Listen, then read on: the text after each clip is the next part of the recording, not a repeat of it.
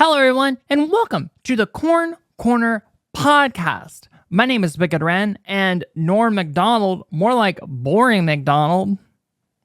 How dare you?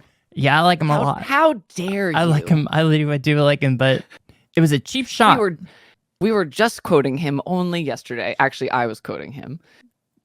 Again. Anyway, I'm Cam Damage. And do you think that The Exorcist would have been so scary if they had just stopped feeding Linda Blair split pea soup all the time? God.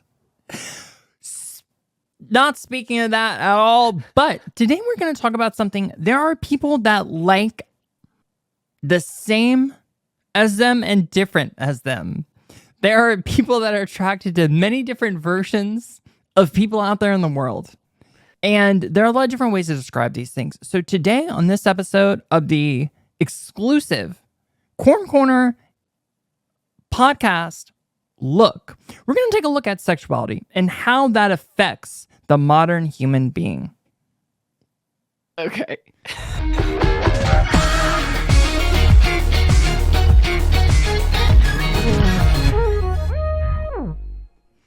And I think that Cam really summed that up well by saying okay after that.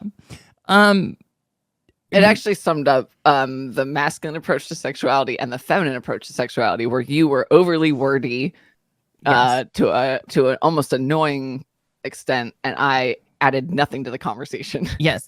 Now, I think a good place to start talking about this is that there's a book that kind of describes sexuality in a way where men are from Mars, women are from Venus. Are you familiar with this book? I thought you were going to say 50 Shades of Grey. And I was like, but I'm familiar with it and I've never read it. Men are from Mars, women are from Venus. Have you read it? No, but it is seen as the Bible for many. Is it? In terms of sexuality, it could be seen as that. Is that what it what is that even what it talks about? Now now the episode's about this, because I don't know what that book is about. I don't know what it's about, but I can only imagine the horrors that are inside of that book. I feel like it's a book on like feminist theory or something. Oh, I thought it was a book on, I don't know. I truly don't know. Great start to this episode, though. I've just always projected that it's probably an outdated look upon. Yeah, I always just think of Brittany gender Murphy norms. saying it from Clueless, because they're talking about how they're trying to read like one book a week or something because they're working on themselves. Mm-hmm. Her and Cher, and she's like, and my book is men are from Mars, women are from Venus, like in her little weird Jersey kind of accent. Anyway, I want to do a shoot with that book. I want to get the very like first edition of it, and I have an idea of a shoot that I want to do with that book, like kind of in the shoot. And is someone in a Marvin the Martian outfit? Oh, because of the space themes. Because men are from Mars. Marvin the Martian. I didn't get that at first when you said that, but no, maybe. Would you like to play the man in this? You could be from Mars? No? Okay.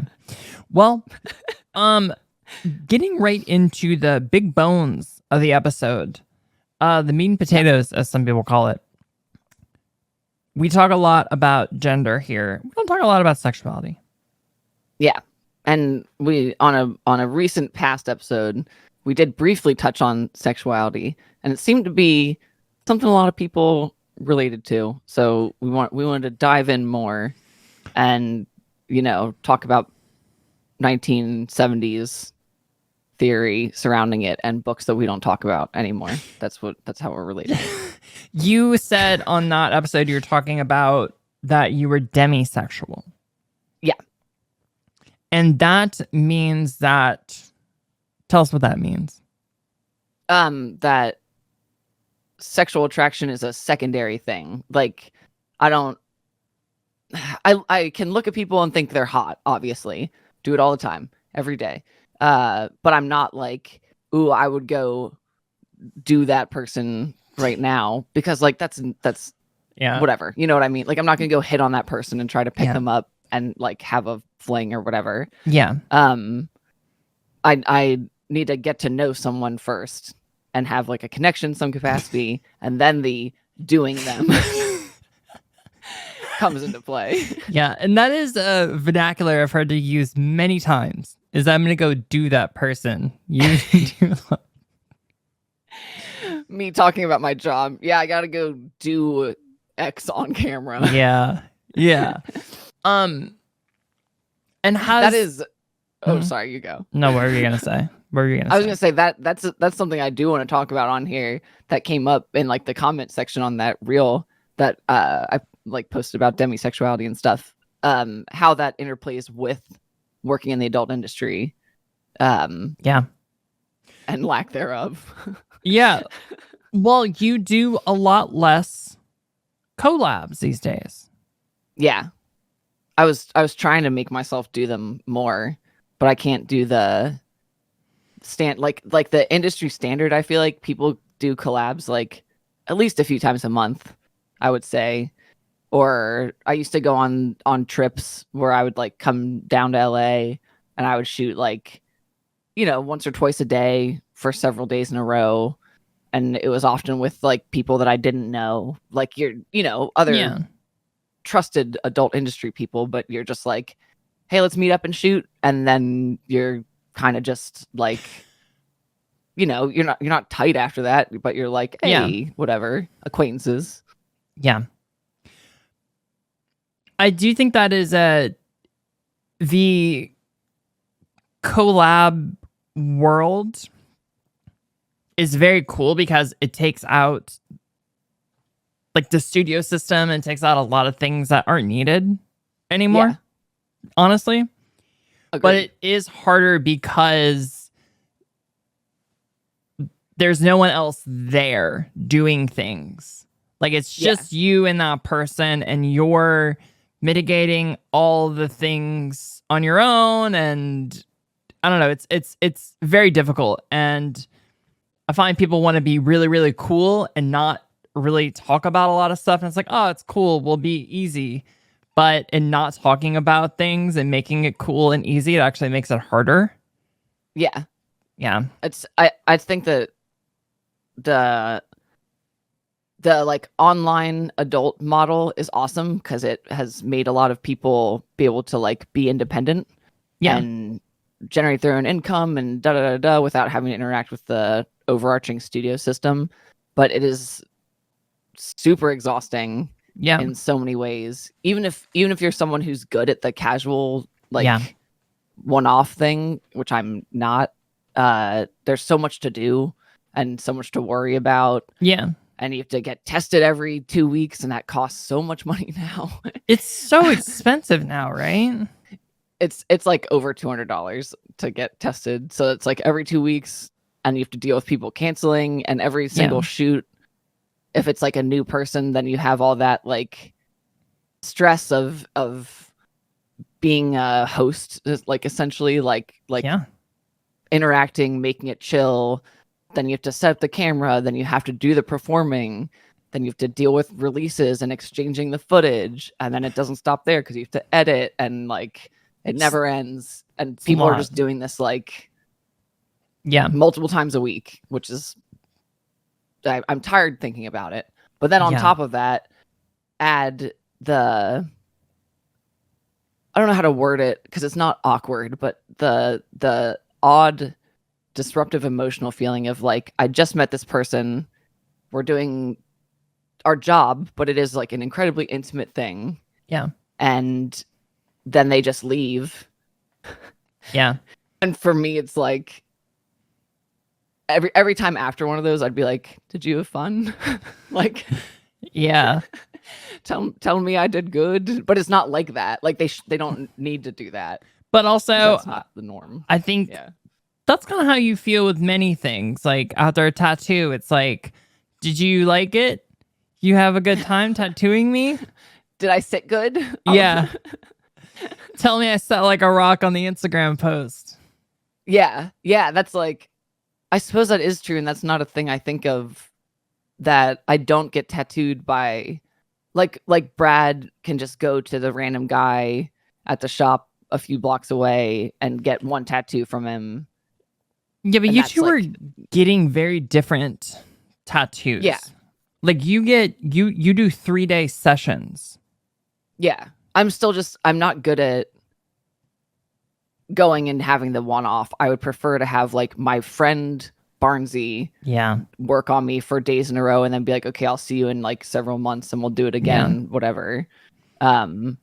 So I suppose it's not like the demisexuality thing extends to like multiple areas of life in that way. Yeah. And that's also, I think that's maybe why I don't have, I don't want to say I don't have a ton of friends, because I do, but the gap between like being familiar with me and being like, like you or something is like huge for me.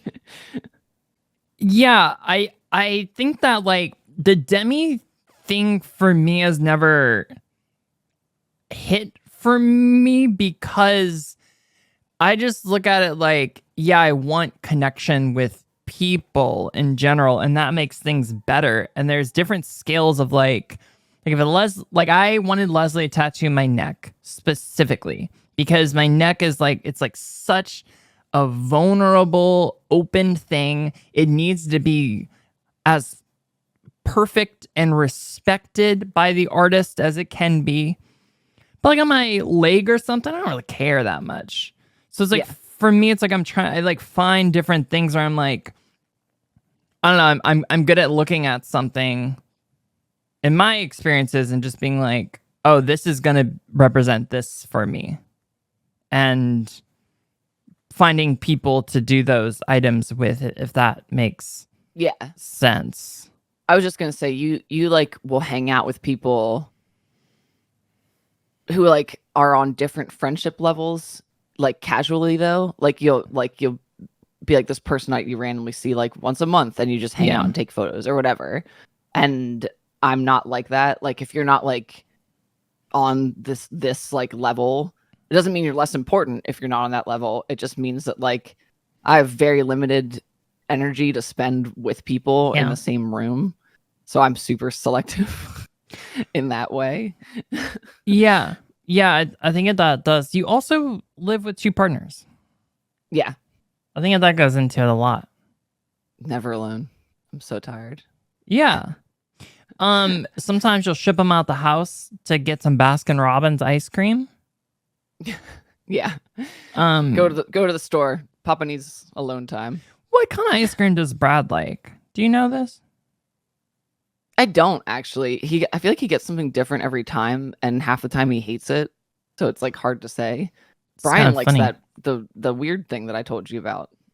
It's goofy, isn't weird flavors. Yeah, it's all very odd. But that's why we love him. All right, so sexuality. Through your gender journeys, has your sexuality changed? I think that. I feel like we are both going to have similar answers here, but maybe for a different reason. I've always been, like, I've always identified as pan or bi, which I feel like I get, like, caught up with the definitions of those two, pansexual versus bisexual, because I don't think they really are different. I think they mean the same thing, but people like to say that they're very different. I don't know. I don't know what they mean. I don't really understand what being pan is, other than outside of being bi. I think the insinuation is that bi is 2, so it is binary gender. So like you're interested in men and women, where pan is, I don't care what you are, just wash your hands. Yeah, yeah. Well, I guess that's why I don't like saying it, is because it has big I don't care what you are, wash your hands vibes to me. It's always kind of felt like that. I feel like it kind of further puts a divide in the acronym, because the two really shouldn't exist, because identifying as like bi says you don't, like, you only see 2 genders, but that's not really true either, because like I think it's like more insulting to be like, yeah, I'm pan, I don't care, I'm attracted to everyone. Like, I don't know. It's all weird.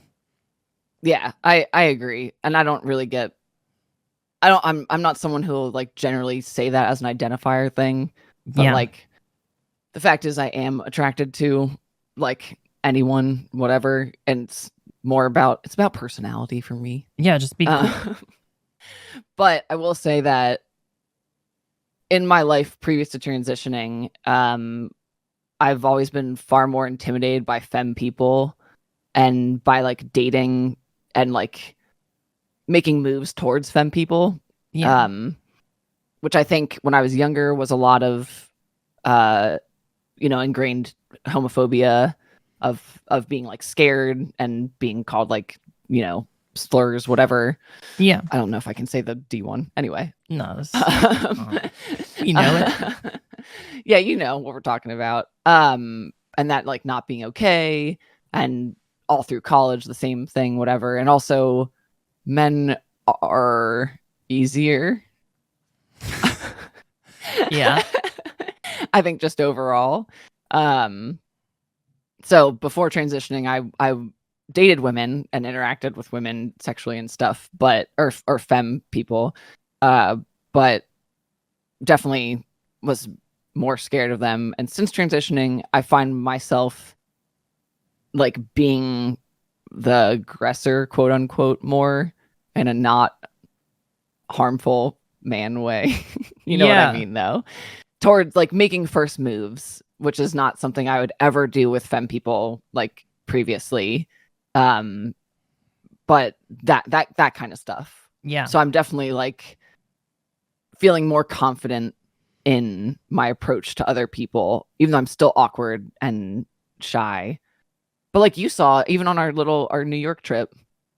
Oh, I saw. Like, yeah, I did two things at that. I don't need to call it out, but we know. Hey, I remember we don't kiss and tell people. No. But I do remember them happening. Like that would not have happened before. No, absolutely not. Yeah. No. Have you sensed a difference in how femme people are interacting with you? Yes. They are so thirsty. They're thirsty. They really want a piece of that. It's kind of true though, because I mean, I've always kind of like played the boy. Like when I had first started exploring being non-binary and stuff and acting boyish, like femme people seem to enjoy that. But now that I'm like, oh yeah, I'm like being a dude, it is like definitely like, damn, y'all are really into it. Yeah. I find that it is like the trope of being like lesbians, like is like, it is hard because it's like, you're like, does this person like me? And I can imagine that like you knowing the experience that people are coming out of. And like, it's hard being like, I don't know. Yeah, that's actually like, I don't know if I've talked about it much like publicly, like not just you and I, but the idea of me being, or like trans mask people, I like, once again, I hate qualifying things this way, but AFAB trans mask people. Yes. Yes. Being more of interest for femme people, because like, you know that we're a masculine energy, but we're safe because we were socialized as female. You know what I mean? Yeah. Not say like that's not never a blanket statement. There's bad people of all genders. Yes. Like, but you know what I'm saying though. I did a podcast, the Shibari Slay podcast with Anoxia, and they were talking about how they will tie women, and women will say to them, I feel safe with you. I feel like you're not going to sexualize me. Yeah. And they're like, no, like, I'm going to sexualize you. Like, and that kind of hit in my mind where I was like, oh, that actually does happen, where I think that like femmes see other femmes and anyone that has like, anyone that's not a cis man as safe in some way, because there's some experience that goes along with it. Yeah. Which has truth, but also it really hurts in a lot of ways. It's like I get where it's coming from, and also I have been abused by cis women just as much as I've been abused by cis men, like in my dating and whatever history. Some say that I just have bad taste in partners, but not anymore. Hey, now you really did it. Do you want to go through your top 10 favorite? Yeah. Let me. Number 1, Brad. Ride or die. Never gonna give it up. Never gonna give it up. I felt that through transitioning, it definitely did, I'm gonna say, unlock like sexuality things, but when like men specifically started treating me differently, then it became, I was like, oh, this is a viable thing now. You know? What do you mean? Like when straight interactions were a viable thing now? Or? Yeah, like I was like, oh, this is cool. You know? I was like, oh, like, but before I was like never attracted to men. Because, the way men interact with women is very different. And that was pretty big. That was like a big turning point for me. I have like a question I don't know if I've ever asked.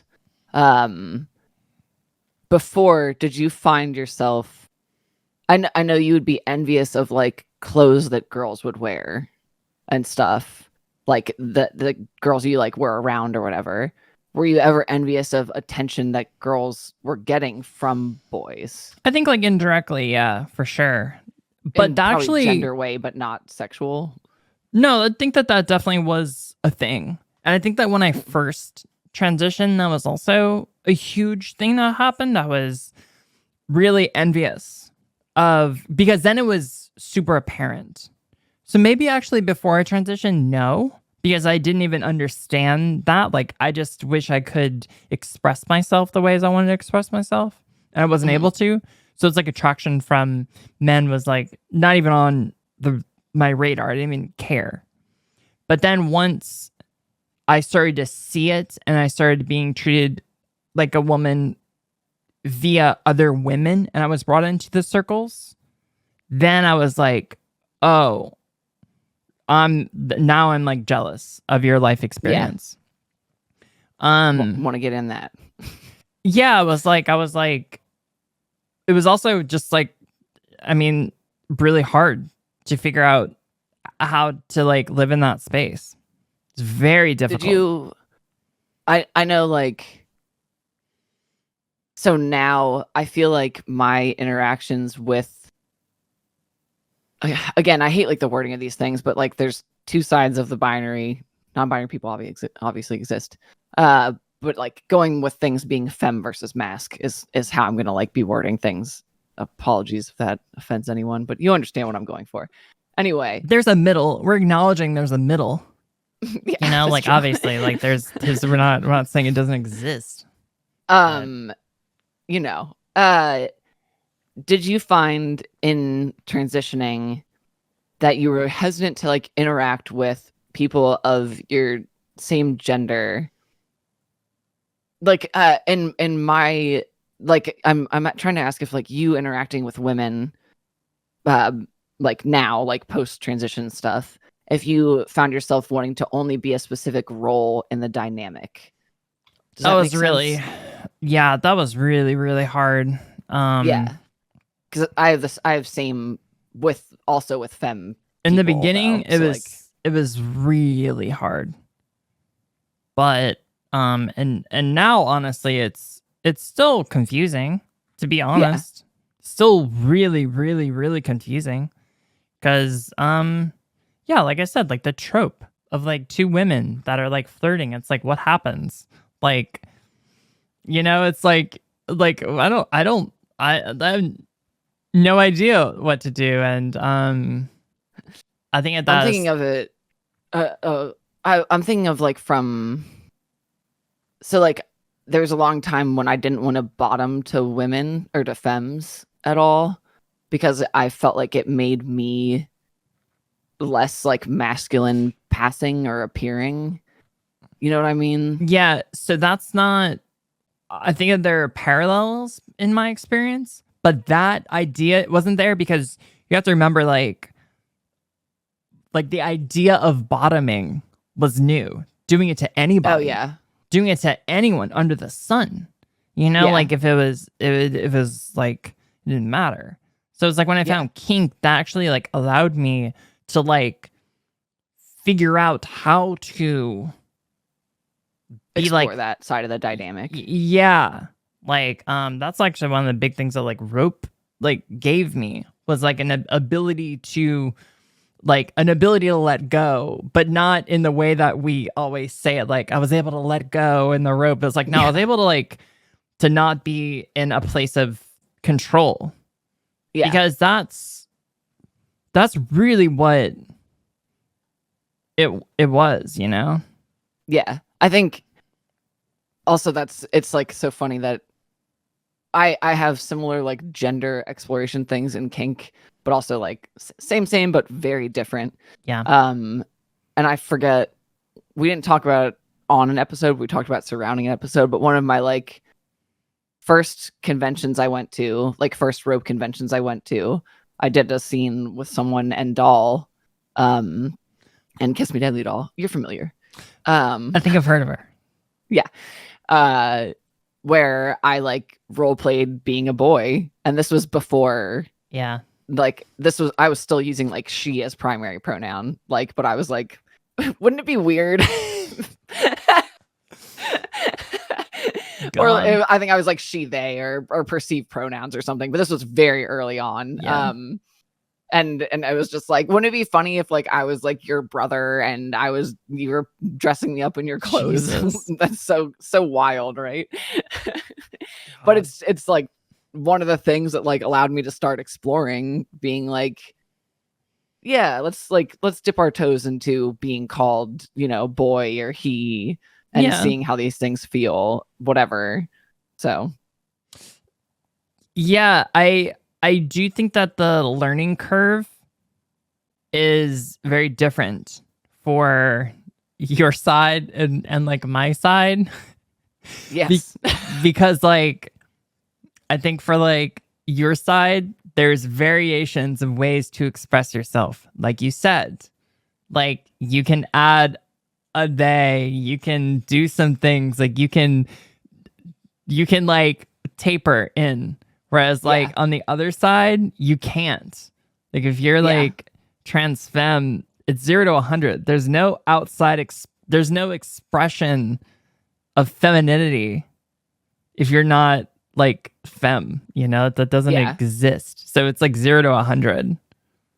Yeah. It's definitely very different approaches depending on what like extreme of the binary like you're going to in like a lot of ways, because like the bar gets lower for me and the bar gets higher for you.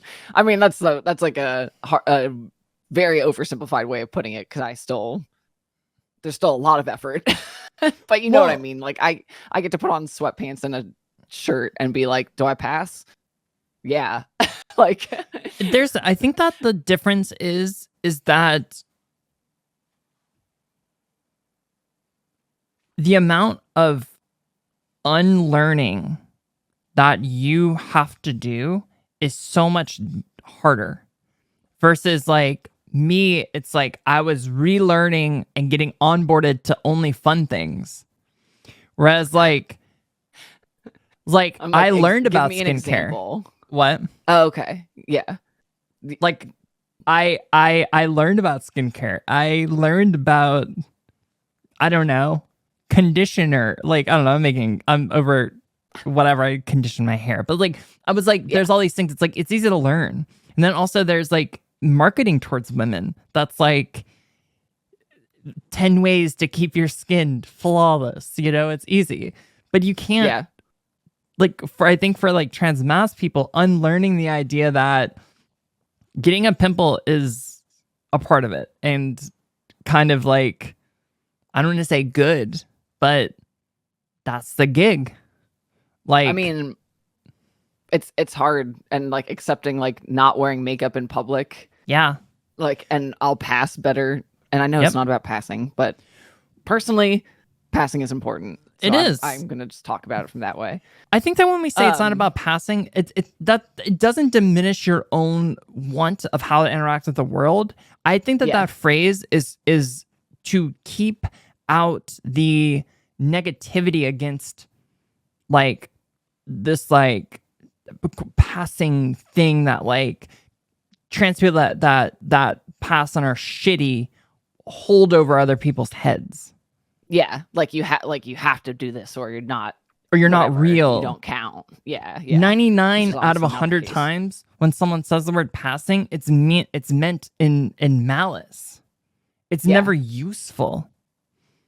You know, it's like it's just bullshit. It's like when you just said it's useful because it describes yourself and a goal of yourself. You're not talking about the outside world. It's a soapbox mind. It really makes me angry. I appreciate it though. Well, I was now back to zits. Back to it. I was just gonna say, getting over the hurdle of I no longer am wearing makeup in public was a huge one because I am so used to that of like I have to go out and look like good, like I need to look whatever flawless, and like it started with like wear less blush. And then like tapering back to like just concealer on like acne spots, and then sometimes not even doing that. And just like this, seeing guys in public who have like visible acne and stuff and it like not mattering is such a like, oh, okay. So like I'm supposed to do that. It's fine. Yeah. Like yeah, and it's also like you'll see like you don't think about that stuff when you find something you think is attractive. You're not thinking like, oh, he's got acne. It's like you don't care. Not at all. Yeah. So I think it's good to use that same energy with yourself, you know? Easier said than done, huh? Oh, trust me, I get it. I mean, it's funny. I have the opposite problem where I have to remind myself to do more a lot of times, to be honest. Yeah. I really struggle with like doing enough. And like I'm valid no matter what. I get it. But what I'm saying is like for the person I want to be and put out to the world, like on this podcast, I mean, I'll go through little stretches of being like not caring. Yeah. And I wish that I had that like kind of inside a little bit where it's like this nagging thing to be like, you gotta put on your, you know, wake up, put on a little makeup, you know, grab a brush and something like that. I know what you mean. So where do you think that your sexuality is gonna go? Do you have any plans coming up plans with your sexuality? No, I don't. I don't know. There's no specific answer to that. I mean, like I have been enjoying how I'm interacting with different people now that I've like transitioned or am engaging in transition, whatever. And yeah, what are you gonna say? You're gonna get something to say? All right. I think a large part that goes with that though for both of us is that like when you transition, you have, after a very painful growing pains period, often newfound confidence in how you approach other people and the world. And because you're engaging in this huge transformation, you feel better about yourself. You like feel better about interacting with other people because they're interacting with who you like really are versus however it's been happening for like the majority of your life and stuff. So I just think that with that, the further I get down the transition pipeline, the more confident I'm going to be in my sexuality and exploration therein. Yeah. And probably like continue engaging with people in a more straightforward way where I'd usually be too shy. Yeah. Otherwise. It comes in waves too. I think it's important to say. Yeah. Do you mean transition stuff or what? Yeah, like the confidence of doing things and expressing yourself and all that. Like it comes in huge waves. Like yeah. And I think little things unlock from little stuff. Like just all these like weird little things you'll not you, but like everyone figures out, myself Yeah. included, all of us. Yeah. I think also I just get I get wrapped up in the opposite side of it where I want to be forward with someone, especially like femmes, but I don't want to be like the creepy guy. Yeah, I don't think that you'll ever mean? be the creepy guy though. No, I highly doubt it. So, but I do understand. I mean, like it's scary to do, To hit on people? Yeah, especially femmes, because like you've seen the DMs. The screenshots, the receipts. Yeah. I was gonna say another thing I kind of like thought of was that for trans mass people, there's no community to come into, versus trans femme people have a world. They have like people that are like, oh, I really love makeup. Like these like kind of stereotypical pieces of like tactile femininity. Mm-hmm. Makeup and hair and clothing, and like in the beginning you're just trying to explore those things. Like there's people that are like, oh, let me teach you these things I really like, and that doesn't exist for men. Yeah, I think it does, but it's much harder to find. Because you have to find people who are like cool with you. Yeah. And like it. And that can definitely be difficult, and it's definitely like isolating. Yeah. Because it just ends up being like you and the gaggle of other trans mask people all bouncing things off each other.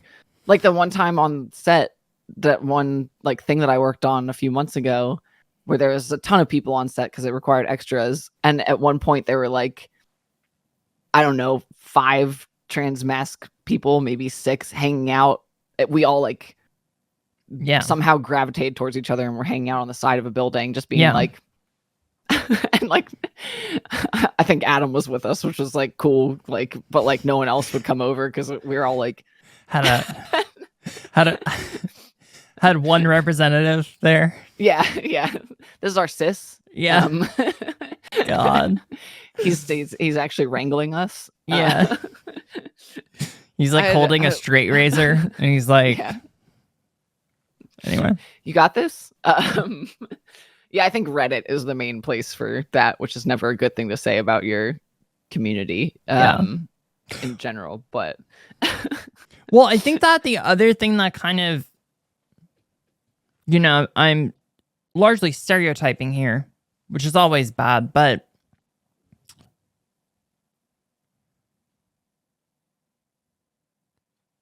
trans femme people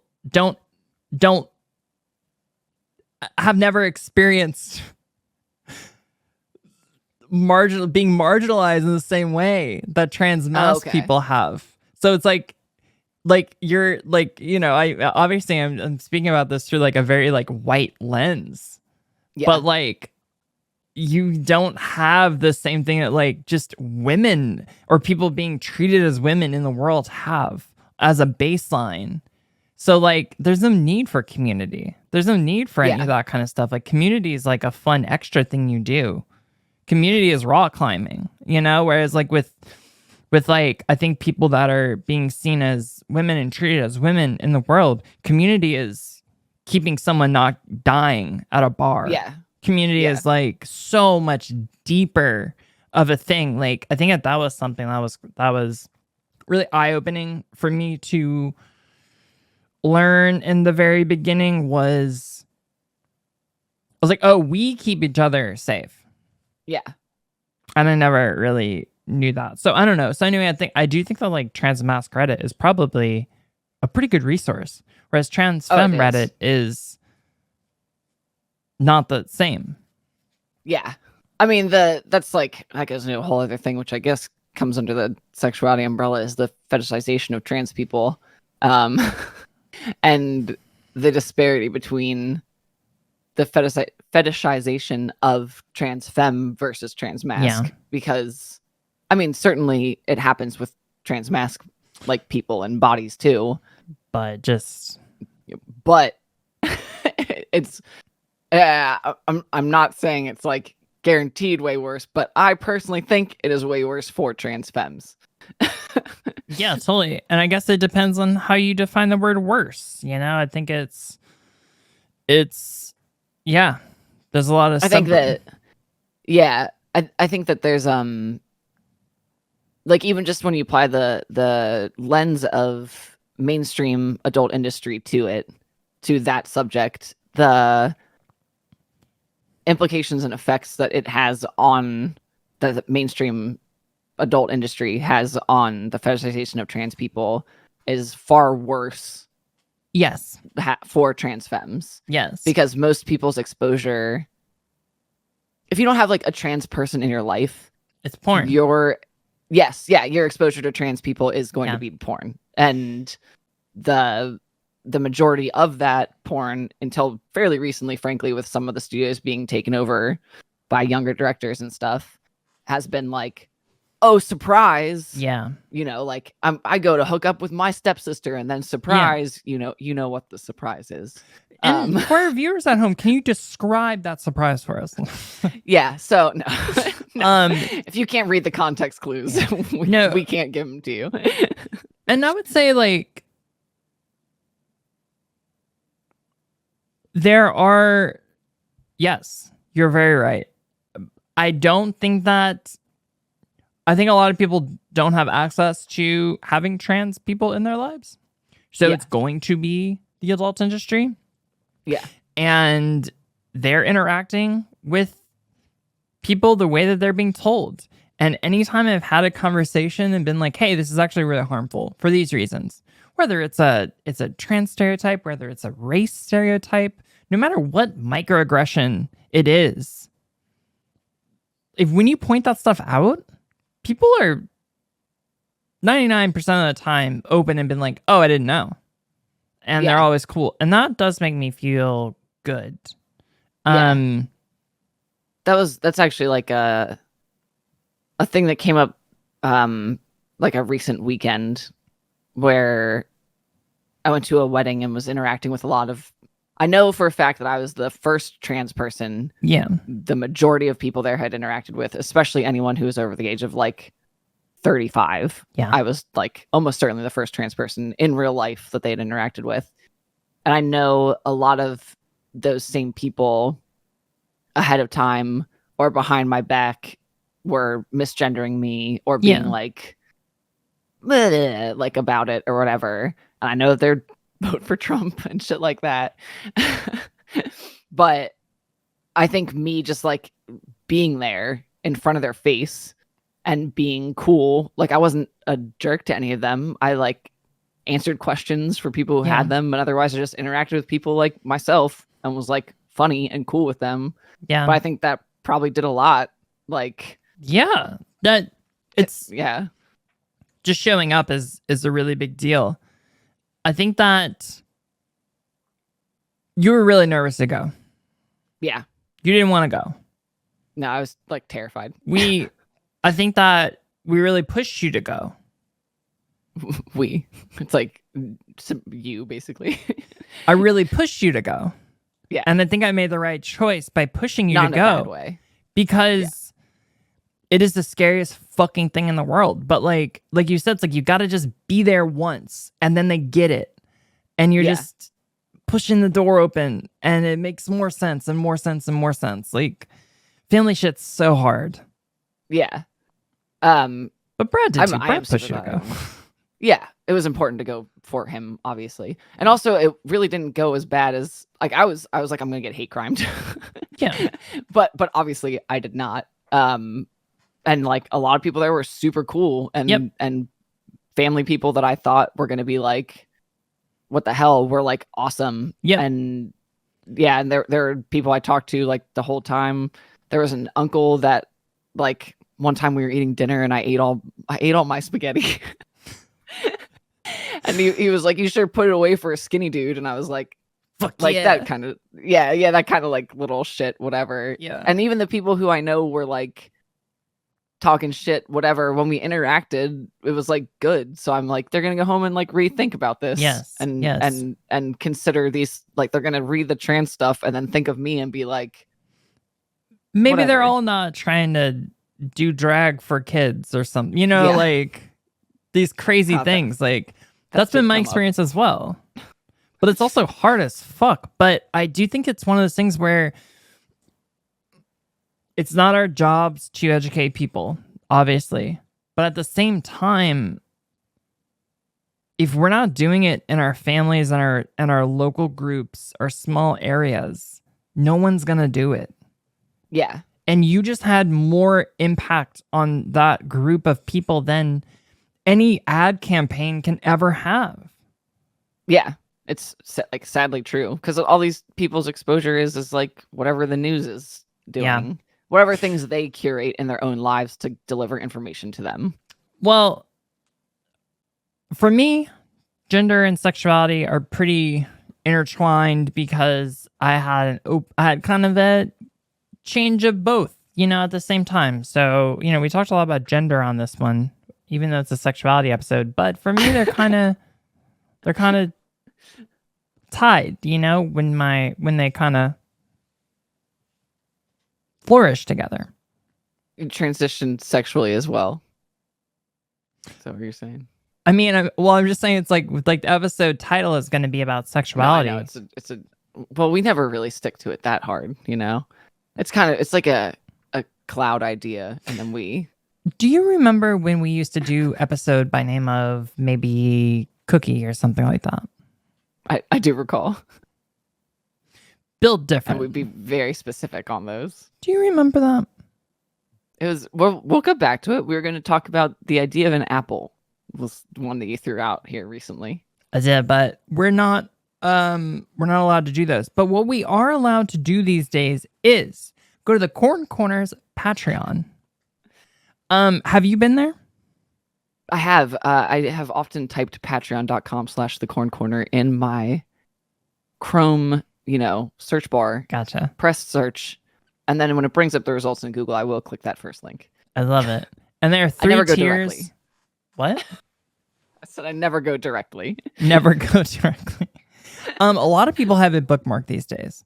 But you're going to love it there. I would suggest going and just seeing the offerings that are there. You're going to really have fun with every single tier that is offered.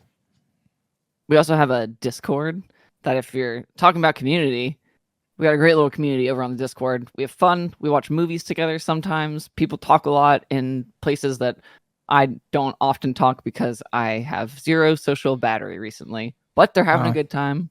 You can see all the links on our YouTube. You're very right. I started the outro music, the bop, made by Brooks. Okay. Thank you so much. Thank you so much. Well, people, remember that you can be shucked. Or creamed. We don't mind what kind of corn you are. That's good enough. Just as long as you are kind corn.